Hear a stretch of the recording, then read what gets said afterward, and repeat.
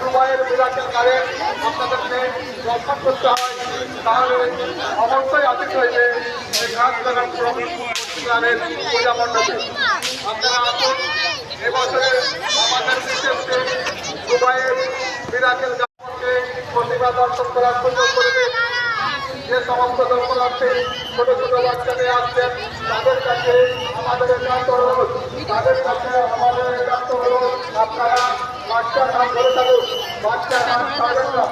আপনাদের কোনো রকম কোনো সমস্যা হলে আমাদের প্রশাসন এবং যোগাযোগ করুন।